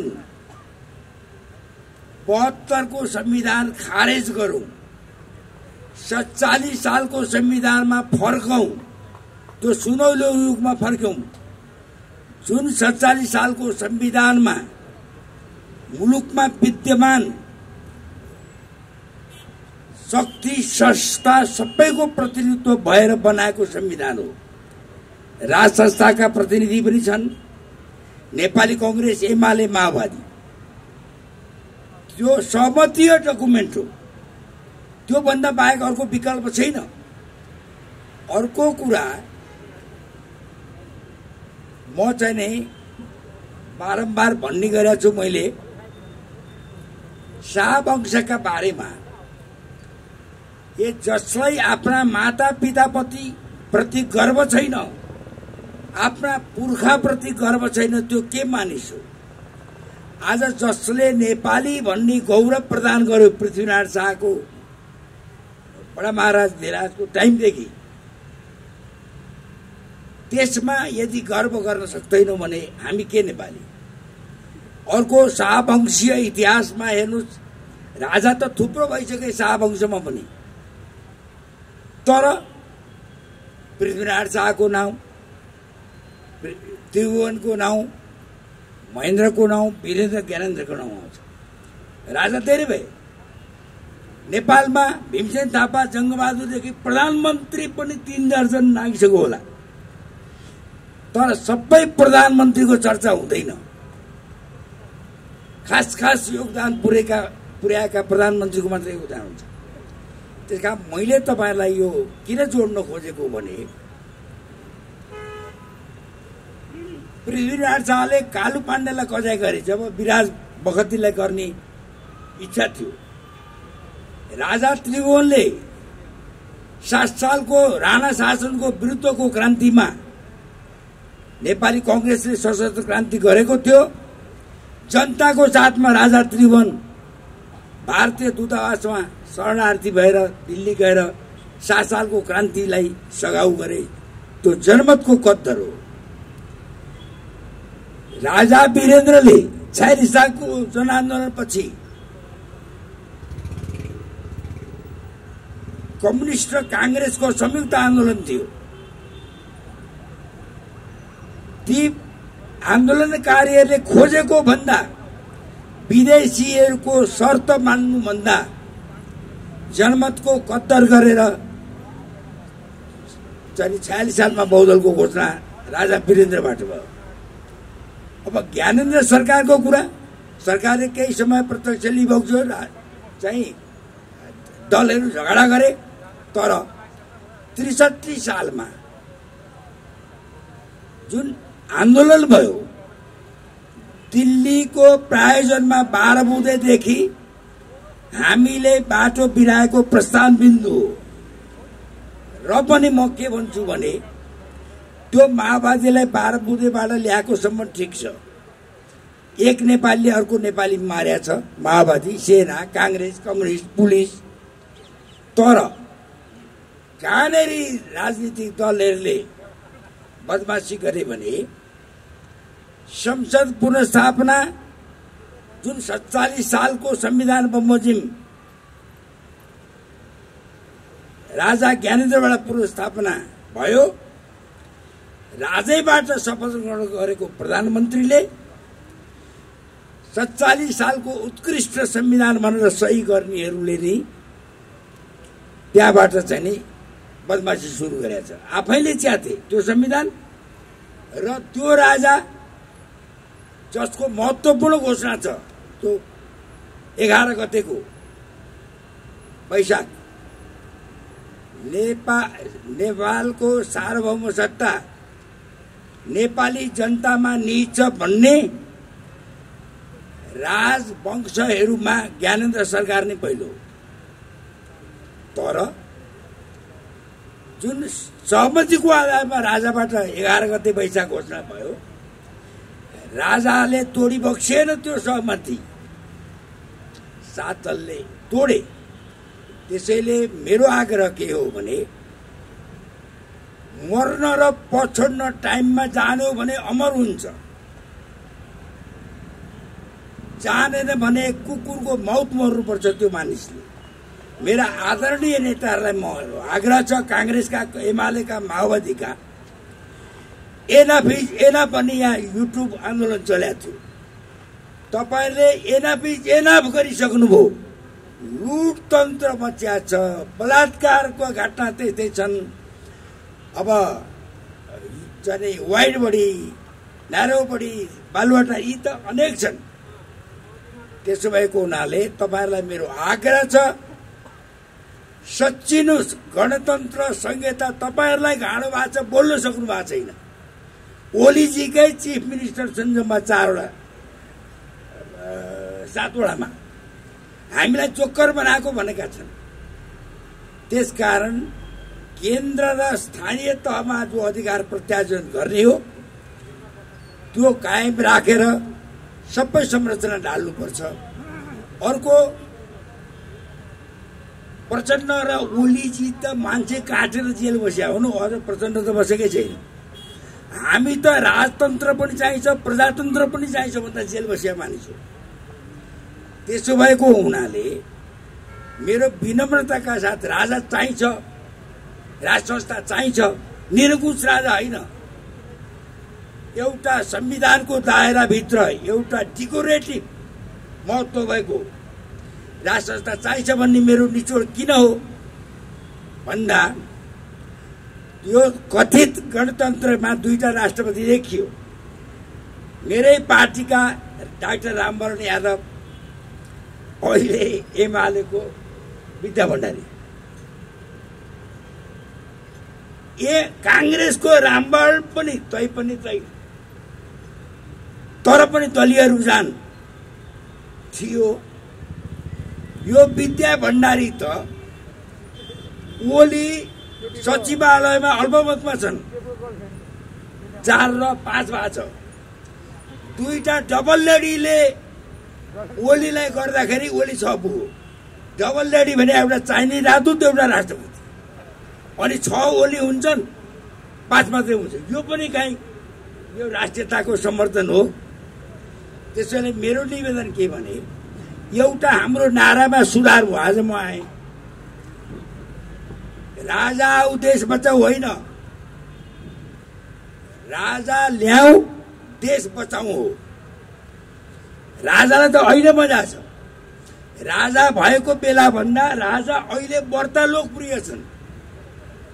हाम्रा नेताहरू सुरक्षा गार्ड भिजिलान्ते नभइकन देशभर घुम्न सक्दैनन्। राजा एक्लै घुमेका छन्, 20,000 30,000 मान्छे जहाँ पनि छ। त्यसकारण राजालाई त राजा हुनुभन्दा नहुँदा राजाको लोकप्रियता बढ्या छ। तर हाम्रा लागि अघि साथीहरूले भन्नुभयो नि, रेफ्री निष्पक्ष चाहियो। राजा कुनै वाद विवादमा पर्दैन। कुनै पार्टीको सिद्धान्त साम्यवाद, समाजवाद, पुँजीवाद राजतन्त्रले बोक्दैन। राजा त सबैको साझा हो। त्यसकारण सबैको अभिभावक यो दलीय राष्ट्रपतिहरू अभिभावक देशको हुन सकेनन्। हाम्रो अभिभावक बन्न राजा आउनुपर्छ, हामीले ल्याउनुपर्छ। यो मेरो आग्रह छ अहिलेका नेताहरूलाई, मेरा साथीहरूलाई पनि, कम्युनिस्टका नेताहरूलाई पनि। तपाईहरूले लुटिसक्नुभयो, एन भइसक्यो। तपाईहरूले रियलाइज गर्नुभयो, सो मच दी बेटर। अन्यथा सिसाको घरमा बस्नेले अर्काको सिसाको झ्याल फोड्दाखेरि के दशा हुन्छ?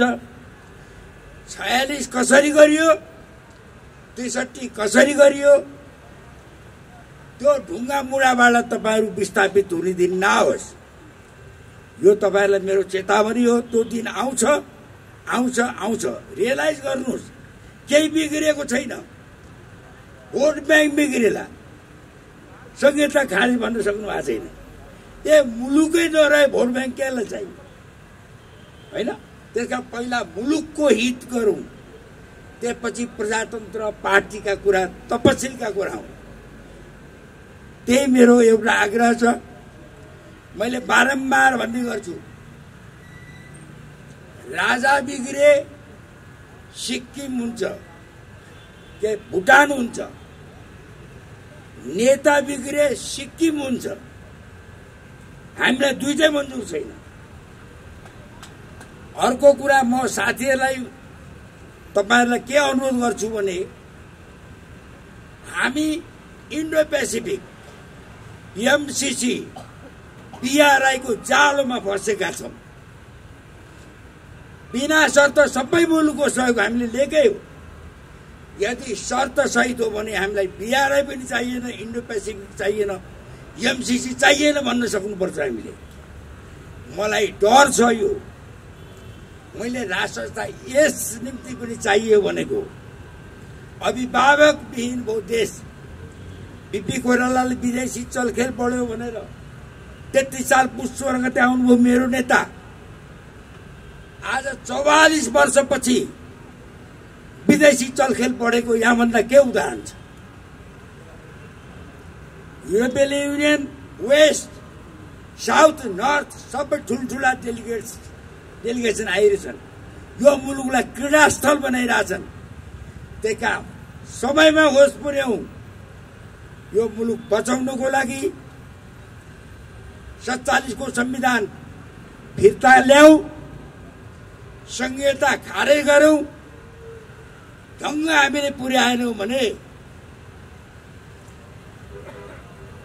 यहाँ हामी तिब्बत हुने खतरा छ, सिक्किम हुने खतरा छ, अफगानिस्तान हुने खतरा छ।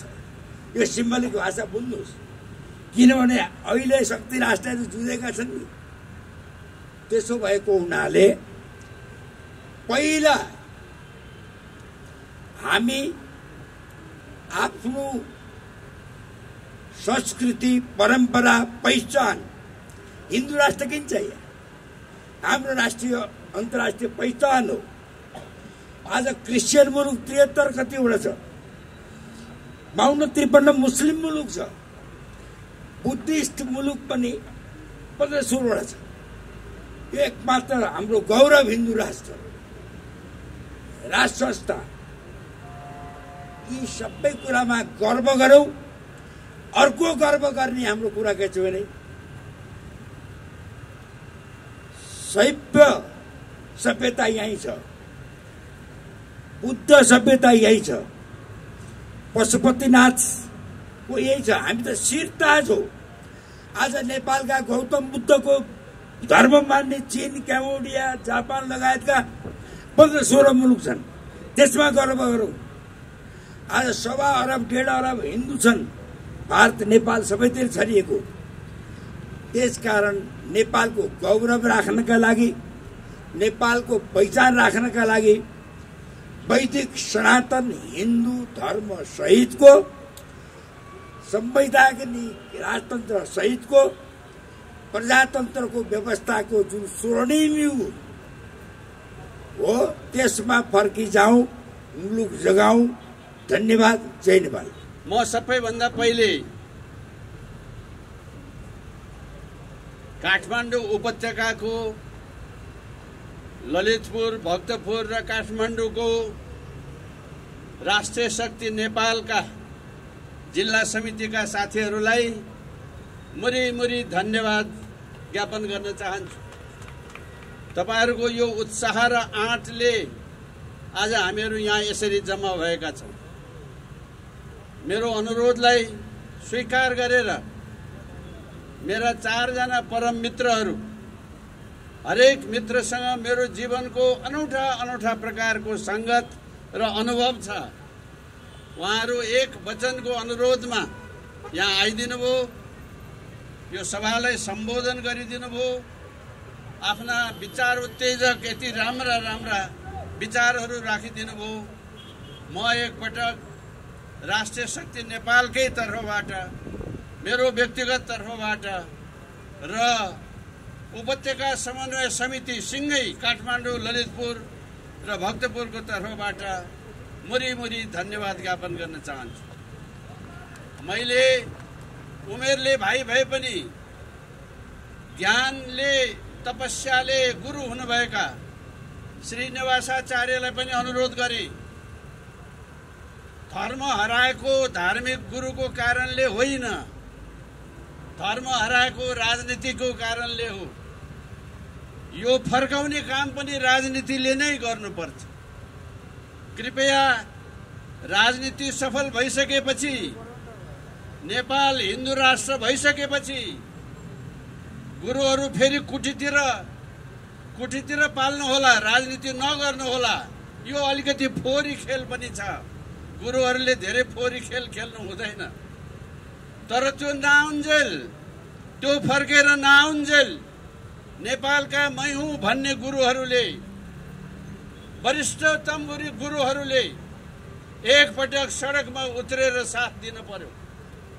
आम 94% ओमकार परिवारका गुरुजनहरूले, बुद्धका गुरुजनहरूले, किराँत वंशका किराँत प्रदेशका गुरुजनहरूले सबैले एकपटक साथ दिनुभयो भने यसरी नै अहिले युवाहरूले मुलुकभरि उठाएको जस्तै अभियानमा र अहिले हामीले गरेको काममा यस्तो अभूतपूर्व साथ दिने हो भने यस्तो फुच्चे सरकारलाई हटाउनलाई बेर लाग्दैन।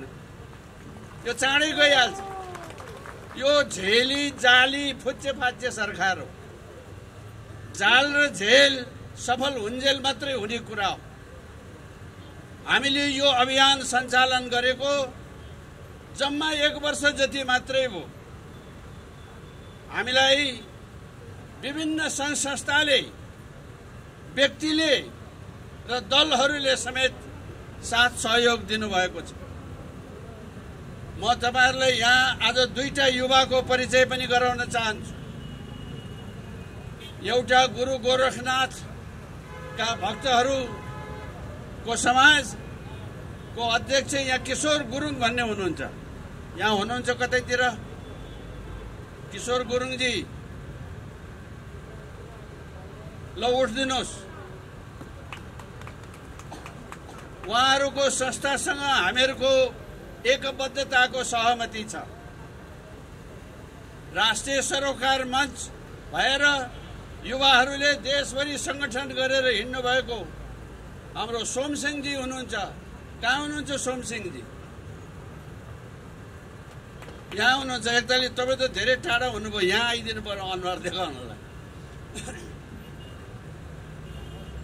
यस्तै युवा जमातले अहिले यो देशभरि, यहाँ सोमसिंहजीलाई मैले खालि अनुहार परिचय गराउन खोजेको। आज हामी यहाँ जसरी उपस्थित भएका छौँ त्यसका पछाडिका साँचोहरू त्यसै उपस्थित भएको छैन। यसका पछाडि अनगिन्ती बन्दोबस्तहरू भएको छ। यी बन्दोबस्तका महारथी हुन् यिनीहरू। मैले त्यसो भएर हामी यो अभियानका साथी मात्रै होइन, अरू यस्ता थुप्रै साथीहरू, विश्व हिन्दू महासङ्घसँग हामीहरूको सल्लाह र सहमति भएको छ। अब नेपाली कांग्रेसका विपिन कोइरालाजी जस्तो नेता साँच्चै भन्नुहुन्छ भने उहाँ त्यस्तो भएरै दुःख पाउनु भएको हो। अब केशरबहादुरले बोलाएको ठाउँमा भाषण गर्न आउने मान्छे भनेपछि बुझ्नुहोस् न तपाईँ।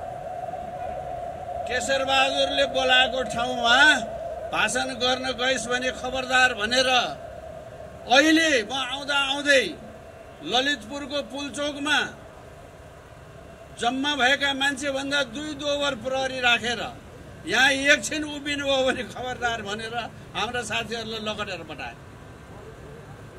उहाँ पश्चिमदेखि कहाँदेखि आएको साथीहरू उहाँ थानकोटमा अड्केकै छन् अझै पनि। यही 10,000ले पाइला टेके, अरू कयौं मान्छे बाहिर अड्केका छन्। त्यस्तो सभामा न मान्छे कु मान्छे, पञ्च भने त मान्छे नै होइन, पञ्च जतिले कति दुःख पाए भनेर कुरा गरेर साध्य छैन। त्यो म आज भन्दिनँ।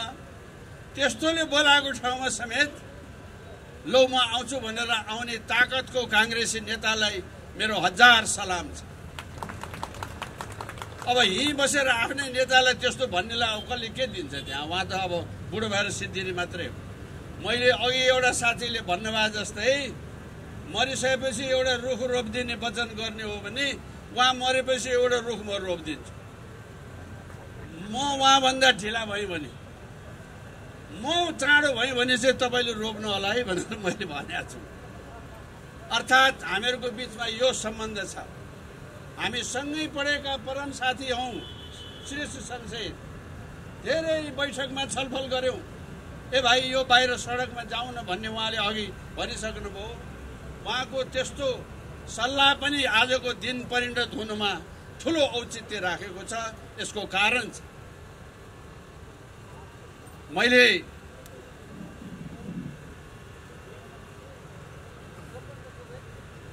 हिजो अस्ति हाम्रो छिमेकी मुलुकको एउटा परराष्ट्र सचिव नेपाल आउनु भएछ।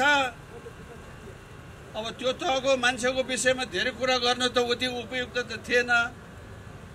तर मलाई एउटा गजबको कुरा चाहिँ के लाग्यो भने त्यो छिमेकी मुलुकको सचिवले पृथ्वीनारायण शाहले बडा महाराज धिराज पृथ्वीनारायण शाहले एकीकरण गरेको मुलुकमा पाइला टेक्न पाउँदा म धन्य भएँ भनेर बोलेर जानुभयो। पृथ्वीनारायण शाहका शालिग तोड्ने चण्डालहरूलाई यहाँभन्दा ठुलो थप्पड केले हान्नु पर्यो र? तपाईँ हामीले हान्नु पर्यो? हामी त रात दिन यही भनिराखेका छौँ। जसले पाल्यो जसले पोस्यो, तपाईँहरूलाई थाहा छ ओखलढुङ्गाको काण्डमा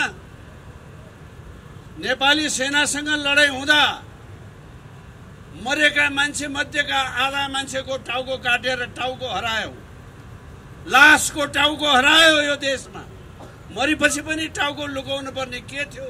यस्तो कारण बुझ्ने कोसिस गर्नुहोस्। लडाईँमा गोली हानाहान भएर मान्छे मर्यो, मरेपछि मर्यो, सकिहाल्यो। तर मरेको मान्छे चिल्ला भनेर टाउको काटेर लानुपर्ने दिनदेखि आजसम्म हामी यहाँ आइपुगेका छौँ। नेपाली जनताले त्यो टाउको कसको भनेर खोज्ने दिन आएको छ।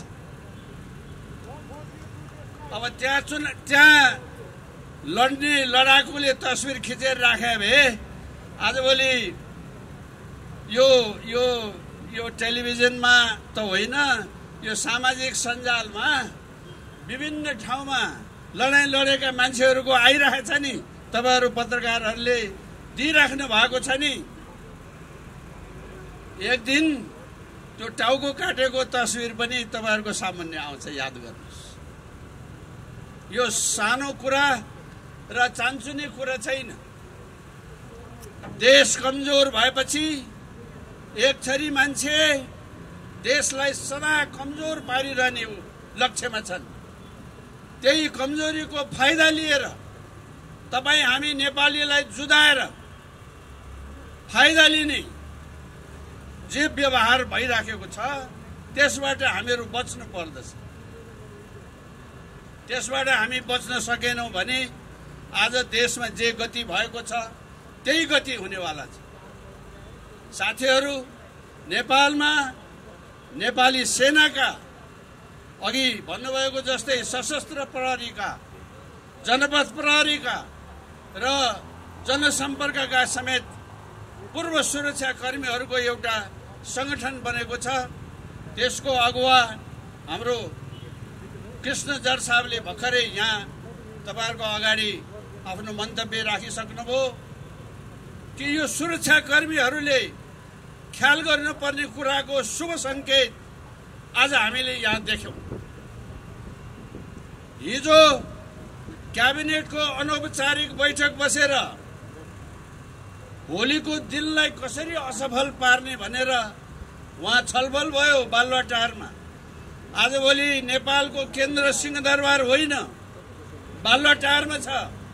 बिचरा प्रधानमन्त्री 5 महिना भइसक्यो बिरामी हुनुभएको, पेटभरि कसको के हो हाल्नु भएको छ, गरुङ्गो छ, हिँड्न अफिस जान पनि गाह्रो छ। त्यहाँ सल्लाह भयो यही चालाले छोडिदिने हो भने त अब केही दिनमा काठमाडौँ बन्द हुन्छ, देशका विभिन्न भागहरू बन्द हुन्छ। त्यसरी जसरी भए पनि यो कुरा रोक्नुपर्छ भन्ने निर्णय भएको छ। पुलिस कर्मीहरूलाई थाप्लोमा हात राख्नुपर्ने अवस्था भयो। हामी त शान्तिप्रिय मान्छे। अघि तपाईँहरूले देख्नुभयो होला, एउटा मान्छे प्लास्टिकको ठुलो झोला बोकेर तपाईँहरूले खाएको पानीको बोतल टिप्दै हाल्दै गरिराखेको छ। हामी एउटा सानो से सानो कुरामा पनि ख्याल गर्ने जिम्मेवार मान्छे हौ। ढुङ्गा हिर्काएर हिँड्ने भाग्ने मान्छे होइनौँ। त हामीलाई के भनेर लखट्ने? हामीलाई लखट्ने आधार र हामीलाई लखट्ने कुरो छैन। म तपाईँहरूलाई यति मात्रै निवेदन गरौँ, पूर्ववक्ता साथीले भनिसक्नुभयो, राजा त धेरै आए देशमा, तर खास राजाको मात्रै नाम छ। देशलाई परेको बेला बोलेका, भनेका र विशेष काम गरेको राजाको मात्रै नाम छ। देशको पहिचान मेटिदियो भने, देशको संस्कार मेटिदियो भने देशमाथि रजाई गर्न सजिलो हुन्छ भनेर विदेशीले बनाएको योजनाका कोटी भएका छन् हाम्रा सरकारका मान्छे। विदेशीले नेपालीलाई फटाउनलाई कैयौं नाजायज कुराहरू राखेका छन् जुन आपत्तिजनक छ। यो जनजाति भनेको के हो? नेपालका व्यक्तिहरू जात जाति हुन् कि जनजाति हुन्? गुरुङ नभएको भए, मगर नभएको भए, खस नभएको भए, भूमिपुत्र नभएको भए, मुसलमान नभएको भए यो नेपाल नेपाल हुँदैन थियो। पृथ्वीनारायण शाह, राजा पृथ्वीनारायण शाहले अगुवाई गरेको हो, नेतृत्व प्रदान गरेको हो, तर जमिनमा लडेर प्राण त्याग्ने त त्यही गुरुङ फौज हो, त्यही यो के भन्छ मगर फौज हो, त्यही खस फौज हो। तपाईँ हामीरै पिता पुर्खा हो। एक थरीले व्यापार बन्दोबस्त गरेर, अर्को थरीले संस्कार रीति रिवाज कायम गरेर, अर्को थरीले अनेक किसिमका मठ मन्दिर र देव देवालय सिर्जना गरेर यो देश बनाएको छ। म तपाईहरुलाई अनुरोध गरौं, मुसलमानको यो देशमा कत्रो योगदान छ हामी नामै लिँदैनौं। उनीहरुको पृथ्वीनारायण शाहको फौजको हतियारको बन्दोबस्त गर्ने मान्छे, हतियारको मर्मत गर्ने मान्छे, हतियारको सुधार समार गर्ने मुसलमान जति मात्रै। मुसलमानले त्यो नगरे भए यसको टाउको छिनाइ उसको टाउको छिनाइ कसरी हुन्थ्यो होला? मुसलमान नभएको भए यो नेपाल हुँदैन थियो। हामीले मुसलमानलाई धन्यवाद भन्नुपर्छ। नेवार नभएदेखि यो देशको कला संस्कृति हुँदैन थियो। नेवारलाई राज्य तिम्रै नाममा गरिदिन्छु भनेर झुक्क्याउँदा झुक्क्याउँदा झुक्क्याउँदा हो भनेर नेवारले पत्याए। अकस्मात इन्द्रजात्रामाथि हमला भएपछि लौ बर्बाद, हाम्रो इन्द्रजात्रा पो खाइदिन लायो भनेर काठमाडौँका नेवार जातिहरूले, नेवार दाजुभाइ दिदीबहिनीले नूल बोकेर काउवा भनेपछि यी भागाभाग भएका हुन्। नत्र यो इन्द्रजात्रा सिद्धिसकेका थियो। परापूर्व कालदेखि चलिआएको मच्छिन्द्रको रथ नेवारले नतानेको भए, तानेर अलिकति भए पनि यो आजसम्म देशमा अनिष्ट भइसक्छ। राष्ट्रपतिले भोटो हेर्ने भनेको त्यहाँ के देखाउँछ त्यो हेर्ने कुरा मात्रै होइन। राजाले हेर्ने भनेको, राजाले खड्ग साट्ने भनेको यो देशको भूमिको पुत्रको यो के भन्छ पूजा गर्ने चीज। त्यस्तो नेवारलाई यत्रो परिवर्तन पछाडि के दिए त भन्दाखेरि नेवार राज्य कागजमा बनाइदिए, त्यसको राष्ट्रपति चाहिँ झक्कु प्रसाद सुवेदीलाई बनाइदिए। खोइ नेवार छैन। राजाका पालामा नेवार समुदायको जति इज्जत, जति मर्यादा, जति सेवा र माथिल्लो स्तरको बन्दोबस्त जति थियो, आज नेवार राज्यको हाकिम छैन झक्कु प्रसाद सुवेदीको। यिनले ल्याएको परिवर्तन त्यही हो। मगरको कुरा त्यही हो, थारूको कुरा त्यही हो, भूमिपुत्रको कुरा त्यही हो। त्यसो भएको हुनाले किन चाहियो परिवर्तन? अघि एउटा क्यामेराले टेलिभिजनको भाइले मलाई सोध्नुभयो, सबै राम्रै त भइरहेछ नि, किन चाहियो? जानुहोस् एकताली जनजातिको कति आँसु झरेको छ त्यो हेरेर आउनुहोस् अनि मलाई प्रश्न गर्नुहोस्। आज देशभरिको मधेसवादी साथीभाइहरू, नेपाली भूमिका पुत्रहरू कति रोइरहेका छन्, जानुहोस् एकपटक हेर्नुहोस् अनि त्यस पछाडि मलाई प्रश्न गर्नुहोस्। यहाँ एउटा जाति वर्गको मात्रै कुरा होइन। मेचीदेखि महाकालीसम्म काला, गोरा, राता, पहेँला, सेता, विभिन्न भाषाभाषी, विभिन्न संस्कृति मूल्य मान्यताका यी तमाम नेपालीलाई फुलको मालासरी उनेर राख्ने ताकतको यो विद्यादेवी हो, यो रामवरण हो, वा भोलि आउने कुनवरण हो, त्यो हो। राज संस्थाले देखि बाहेक अर्कोले यो काम गर्न सक्दैन। राजा भन्ने कुरा त हेर्नुहोस्, संसारभरि बेला बखतमा राजाहरू हटेका छन्। हटेका राजा कि भागेका छन् कि राजाहरू मारिएका छन्। भाग्दाखेरि देशका ठुल्ठुला धनका पोका लिएर पनि हिँडेका छन्। मेरो 240 वर्षदेखिको पिता पुर्खाको जिम्मेवारी यो नासो मैले असल गरौँ भनेर लिएको हो। तपाईहरुले चित्त बुझेन, फिर्ता लानुस् भनेर खुरुक्क शासन व्यवस्था फिर्ता गरेर आफू नागार्जुनको जंगलमा बस्न जाने राजा दुनियाँमा कहीँ खोजेर पाइँदैन। यो सानो कुरा होइन। एकछिन कसैलाई मन पर्यो होला, रमाइलो लाग्यो होला, रिस उठ्यो होला, त्यो अर्को कुरा हो। यो सानो कुरा होइन। आफ्नो मुलुकमा एक ठाउँबाट अर्को ठाउँमा जानलाई विदेशी मुलुक भएर जानुपर्ने हाम्रो देश। अस्तिसम्म कालापानी लिपुलेख लिम्पिया धुराको कथा यही हो। सेनाले भर्खर कुटो कोदालो गरेर हाम्रोपट्टि हिँड्ने घोरेटो बनाइरहेछ भर्खर। अर्काको भूमि भएर जानुपर्ने नेपालीले ज्यादा धाक लाउन मिल्दैन। आफ्नो स्वाभिमानको रक्षा गर्नलाई मुठीदानको सहयोग मागेर मेची महाकाली जोड्ने अरू कोही छ यो देशमा भने त्यो राजा। यी लफङ्गा त कस्ता भयो भने एसियामै नभएको एउटा पोलको पुल कर्णाली अञ्चलमा बनेर ठिक्क पिच गरी सिद्धिया थियो।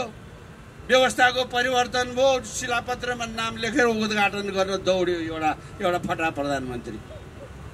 बनाउने बेला राजाले बनाए, उद्घाटन गर्न दौड्यो, पहिले मेरो नाम त्यहाँ राखिहाल भनेर। यो भविष्यको सन्तानलाई झुक्क्याउने कुरा, यस्तो झुक्क्याएर हुँदैन। आफ्नो देशमा 50, 60, 70 का उमेरका दाजुभाइहरू यहाँ हुनुहुन्छ भने सम्झनुहोस्, आफ्नो देशमा आफ्नो रुपियाँ नचल्ने देश हो। नेपालमा नेपाली रुपियाँ चल्दैन थियो, याद गर्नुहोस् दाजुभाइ दिदीभाइ। आफ्नो मुलुकमा राष्ट्र बैंक खडा गरेर आफ्नो रुपियाँ चलाउने राजा भएको देश पो त यो। रित्तै गाली गरेर केही पनि हुँदैन। राजा बिरामी हुँदाखेरि वीर अस्पतालमा औषधि गर्न बस्ने, अब त्यो अर्को कहाँको एउटा आइमे बिरामी भएर सिङ्गापुर औषधि गर्न जानुपर्ने दिन आयो। यहाँ औषधि पनि के गरेको भने अरू ठुलो नेपालमा नहुने औषधि गरे होइन, तातो पानीको पोखरीमा हिँड्न सिकाएको अरे। तातो पानीमा हिँड्नलाई सिङ्गापुर जाने हाम्रो नेताको श्रीमतीहरू यस्ता छन्। यति भनेपछि बुझ्नुभयो, एउटा सीमा हुन्छ बेइमानीको पनि, राष्ट्रिय सम्पत्तिमाथिको लुटको पनि सीमा हुन्छ। कति खप्ने नेपाली जनताले। अब नेपाली जनताले यहाँभन्दा बढी खप्ने अवस्था छैन। बाध्यता त कस्तो हुन्छ भने हेर्नुहोस्, म फेरि हाम्रो यहाँ विपिनजी हुनुहुन्छ, उहाँलाई देखेर सम्झेँ एउटा कुरा। म शिक्षा मन्त्री, उहाँ जेलमा, नखु जेलमा। अघि भनिसक्नुभयो म हरेक राजापाला जेल गएको भनेर। म शिक्षा मन्त्री, अब व्यक्तिगत रूपमा हामी साथी यस्ता यी देखिहाल्नुभयो। अब यो जेल परे जति काङ्ग्रेसीलाई उहाँले जेलमा पढाउने हेर्नुहोस्। त्यो मलाई पिर के पर्यो भने जेलै हाले पनि फेरि उसले पढाएर ठिक्क पारेर बाहिर पठाइदिन्छ। अब यो त फसाद हो नि। जेल नहालौँ, बाहिर बसेर आराम गर्छ। जेल हालौँ, उहाँ बसेर आफ्नै साथीले सिकाएर पठाउँछ। यो त बडा फसाद हो। अनि उहाँलाई जिस्काउने हामीले गऱ्यौँ। पछि हाम्रो विपिन कोइरालाजीलाई काङ्ग्रेसले पनि त्यही भनेर जिस्काउँछ, म पनि त्यही भनेर जिस्काउँछु। Mister Vipin Koirala vice chancellor of the जेल युनिभर्सिटी भनेर हामी उहाँलाई त्यसरी जिस्काउँछौँ। जेलमा बसेको चाहिँ मान्छेले हराएको छ, सिकाएको छ, पठाएको छ, आइरहन्छ। तर राजनीतिक जीवन चाहिँ हाम्रो यस्तो सङ्गतको यस्तो सुन्दर अवस्था आजको दिन यिनले बाहुन र छेत्री र नेवारलाई नेवार र गुरुङलाई, गुरुङ र मगरलाई, मधेसीलाई हिमालीलाई, हिमालीलाई मधेसीलाई जो फटाउने, मास्ने, बिगार्ने, कसैको अनुहार नहेर्ने जो बनाएको छ त्यो सक्कली नेपाल त्यस्तो हुन सक्छ? हुँदैन। यो नेपाल सबै नेपालीको नेपाल हो। यो पूर्वीय दर्शन र सिद्धान्तमा जग भएको देश हो।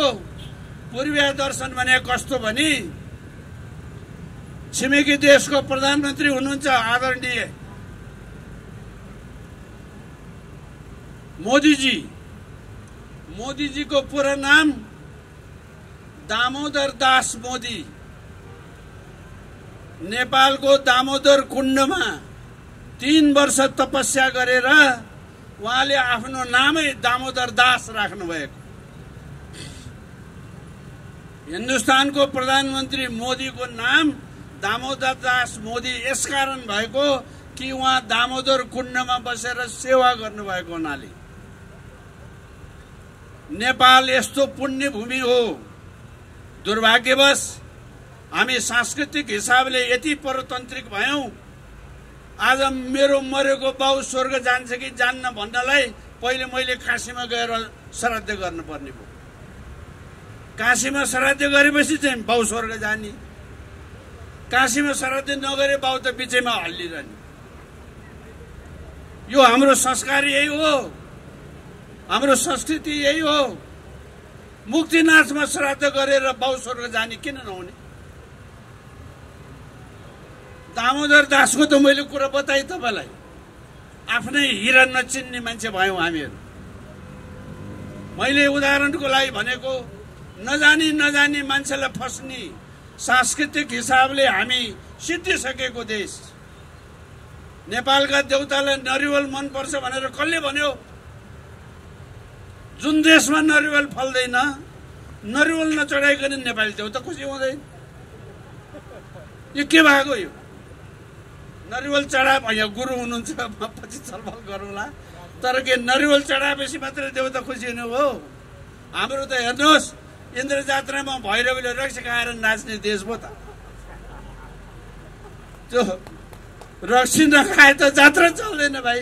हाम्रो भगवान भैरव खुसी हुनुहुन्न भाइ। बदमासी गरेर नखाऊ पो भने त यो त श्राद्धमा चल्ने चिज हो त। मैले जे गरेँ त्यही मात्रै राम्रो भन्ने भ्रम कसैले नहोस्। सबैको संस्कारको, सबैको संस्कृतिको इज्जत गर्ने परम्परा होस्। यो इज्जत गर्ने परम्पराले मात्रै नेपाललाई बलियो बनाउँछ, अन्यथा नेपाल कमजोर हुन्छ। अहिले अब यतिका साथीहरूको कुरा सुनिसक्नुभयो। मैले त सयौं पटक टेलिभिजनमा लामो लामो कुरा भनेको छु।